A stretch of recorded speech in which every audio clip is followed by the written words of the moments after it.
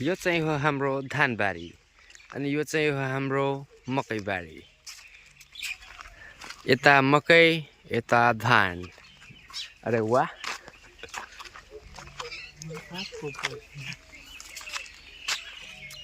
मकैबारी plus धानबारी।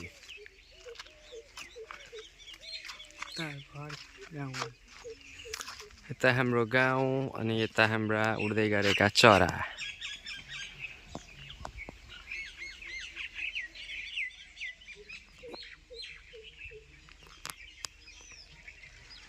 यस्तो छ हाम्रो गाउँघर।